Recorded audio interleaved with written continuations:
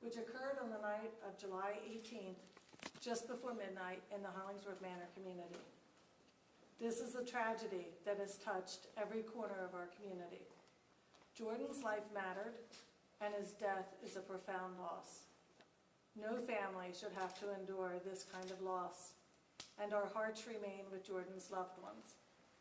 The Elkton Police Department has worked tirelessly to uncover the truth about what happened that night, despite limited cooperation from witnesses.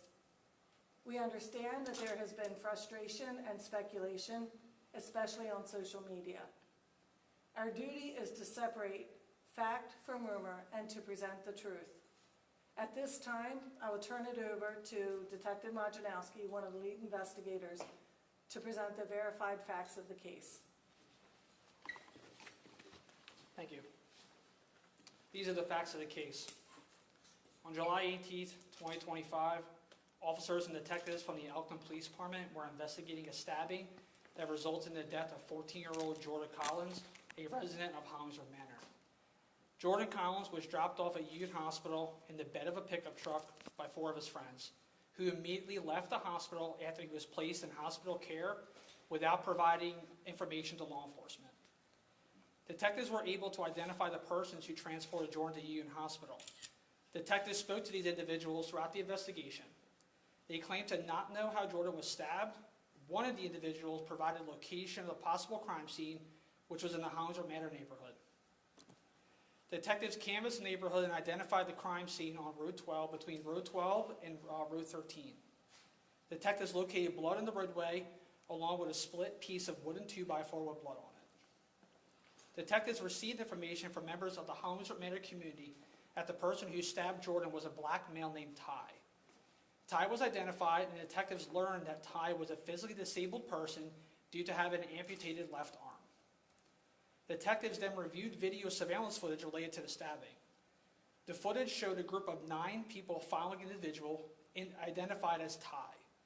The group of 9 followed Ty westbound on Route C, and after passing the intersection of Route 12, a large confrontation occurred. Jordan can be seen in this group and initiates the physical confrontation by assaulting Ty. Then Jordan and others in the group pursue and attack Ty. The group that was following Ty can be seen using nearby objects such as a shovel and a wooden 2x4 to assault him. Jordan can be seen retrieving a wooden 2x4 and running back towards Ty. This is immediately after a subject in the video utilized a shovel to strike Ty multiple times.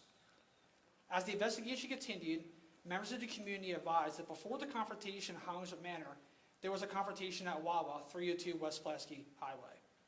Detectives received a video camera from Chihuahua. The footage showed Ty was accosted at the Wawa by 3 females who at one point refused to let Ty leave the Wawa. After Ty left the Wawa, the 3 individuals continued to follow him. A white SUV arrives at the Wawa and 2 males exit the vehicle and also accosted Ty. At no point in the footage did Ty stab or assault any of the females or males. The 3 females were deemed the aggressors. As the investigation continued, detectives identified the 3 females in the Wawa footage. The 3 females were also in the Hollingsworth Manor footage, and one of them engaged in the assault on Ty. The other 2 females observed the assault and never attempted to stop it. Detectives also spoke to a majority of the identified individuals in the group of 9 who either assaulted Ty or watched the assault. These individuals claimed that they had no involvement and refused to provide information to law enforcement.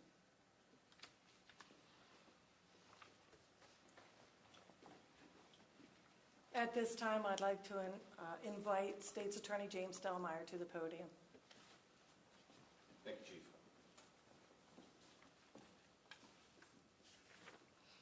Good afternoon. I'm James Delmeyer. I'm the State's Attorney for Cecil County. As Detective Majanowski has indicated to the press here today, my office has now reviewed the case as described just moments ago. From the outset, let me say that the loss of a young person in our community is tragic and very unfortunate. I have great sympathy for the family of Jordan Collins. Under Maryland law, an individual who is defending themselves can assert a self-defense argument as to why they should not be criminally responsible otherwise. The law in Maryland states there are 4 grounds to determine whether self-defense exists. The accused must have had reasonable grounds to believe himself in apparent immediate danger of death or physical injury. The person must have believed himself to be in danger. The person could not have been the aggressor to assert a self-defense. And the force used must be reasonable. Since this assault occurred in the public on a roadway, the person must have also made attempts to leave or de-escalate the situation. As you've heard the events described related to Ty and Jordan Collins, Ty, in fact, exercised his self-defense. Under Maryland law, where Ty retreated, attempted to de-escalate, did not initiate the conflict, and was in fact assaulted by many of these individuals, he properly used self-defense by arming himself with a pocket knife.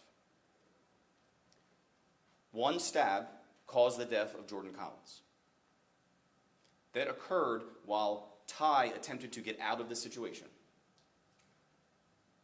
Applying the law to the facts of this case, it's clear that self-defense in this moment is perfect, and Ty did not commit any criminal offenses.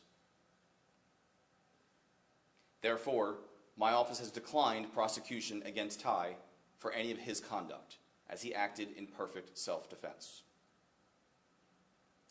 As to the potential charges for assault on the other assailants, the group, we have consulted with the victim in those cases, Ty, and he has advised that he does not wish to proceed in prosecuting any of those individuals. We will respect his wishes. In addition to the events described by Detective Majanowski, we learned within days of this incident occurring there was retaliatory attempts against Ty by members of that group.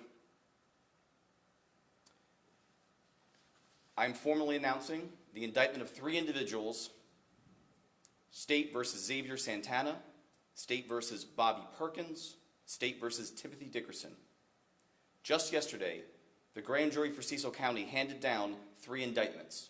Each of those indictments against those individuals involves the following charges: possessing a destructive device and manufacturing a destructive device, specifically a Molotov cocktail. The grand jury will proceed in that matter, and my office will prosecute it vigorously.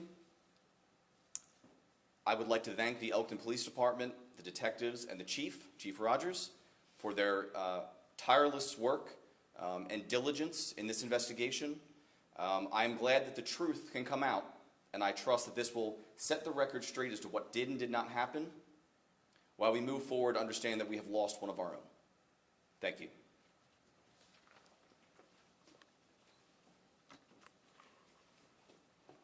Thank you, Mr. Delmeyer. So let me be clear. While the legal conclusion is based on the facts and the law, it does not erase the tragedy of losing a young life. Jordan's death is the direct result of reckless choices and disregard for the law by several adults in the events leading up to that night. We cannot ignore the broader circumstances that put him in harm's way. The Hollingsworth Manor community deserves better. The Elkton community demands better. And together, we must work toward ensuring no other family suffers such a loss. We ask the community to honor Jordan's memory by rejecting the reckless behaviors that endanger lives, and by standing with us to create a safer, stronger, and more compassionate future for everyone. At this time, I'll open it up for questions. If I may, the 3 ladies who initiated, I assume, the contact with this gentleman, were they family members or were they upset that, let's say, how can I rephrase my question? The 3 women that assaulted the young man, were they boyfriend and girlfriend, or did they know each other? They were associates of the group of 9. The 3 females at the Wawa were associates of the group of 9 that were assaulted Ty that night. There was no romantic relationship with them. They were just associates. When you say the group of 9, and forgive me, is this just a neighborhood group of kids, or was this gang related for retaliation or anything like that? This was a gang related. This was a drug debt that Ty was meant to pay back. A very small amount of money was meant to be paid back to a drug dealer that is part of a local gang in Cecil County. The 3 individuals that your office has arrested and will be charged, were they part of this alleged gang that you mentioned? So a couple of the members are, yes. I guess I'm the only one.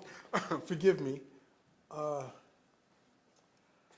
How does your office with the police department and all your other agencies plan to, I guess, attack this problem that all cities seem to have, gangs and violence? Is there anything that you can tell us that you're trying to do that won't interrupt your progress, or, you know, keep everything secret, you know, between the different agencies? Yeah, I will talk about that. We have seen an increase in gun and gang violence since I have been the chief of police here in Elkton, and we have spent countless hours investigating all of these and prosecuting with the assistance of the state's attorney's office. And when it's appropriate, we will absolutely do that and ask for the largest sentence that we can possibly get. We've had a lot of great success here. Unfortunately, we deal with what every community does, and we have some limited juvenile laws. We also have just some issues that we have where you see the community and some of those victims are not very cooperative. So we are a little limited. In this community in particular, we have a great presence in law enforcement, not just for enforcement, but we also are a part of the Hollingsworth Landing Community Association. We have a member there also, which is through the Governor's Office of Control and Crime Prevention or policy, I'm not sure what their new name is, but it's a Protect Coordinator. And so that has become an area that he focuses on as well. So we try to do as much positive in there as we can. We just had a back to school event there, so we're constantly in there, not just for enforcement. There is also, Paris Foundation is building a building right in the center of that community. And so we're hoping to partner with them as well and do whatever we can to try and eliminate this, at least make it a safe environment for that community. But we do ask the community members, the community members there that are not involved in this gun violence and in this gang and the violent activity to partner with us. You know, that's what we need. We need them to talk to us, to talk to our officers, and to help us, because we are not going to be able to do this alone. We're going to need the good people that live in that community to work with us. And forgive my ignorance, when we talk about gang members, and I'm going to refer to Sheriff Gaylor in Harford County, are these gang members part of the, not to be discriminatory, are these members Hispanic or black or white of this gang? The reason I mention this because I'm trying to figure out if they're part of the alleged MS-13 that has been moving north of Montgomery County. We have not identified them as MS-13. They are local gangs, but they are Caucasian and they are African American. Okay. I think you've answered all of my questions. Is there anything other than what you mentioned about how you're getting involved with the community and you want the community to help you guys? Is there more that the community and we citizens can do to help combat this problem that everyone is facing? Absolutely. You see something, you say something. Let us know what's going on in your neighborhood. And if you don't like it, call us. If they're doing something that they're not supposed to be doing, let us know. You can do that anonymously. Also, my officers come out there into the neighborhood all the time, talk to them. They're very approachable. And I think most of the community does know that. It's just we need them to talk to us. And they're the ones who have to take the stand that they don't want this in their neighborhood. Right. My last question is, how has the family reacted to you guys making this arrest? I mean, I don't know what I would do if it was my sibling or my child, but how has the family reacted to you guys? Well, obviously, the family's very upset, and rightly so. They've lost a loved one, and so we have to keep the focus on that. He was just 14 years old. He was the only identified juvenile in that entire melee that night. All the rest were adults.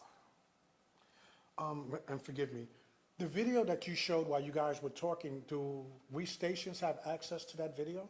Yes. Oh, so you can We send it? will release the full video. Oh, okay. Do I need to give you our email address or anything like that? or- Yes. Okay, Yeah, we will get that. okay. I don't have any more questions unless you guys want to elaborate on something that I haven't asked. No, Carl, did Just you a have? quick summary that Ty owed a small drug debt, and this was gang-related, although not identified with any particular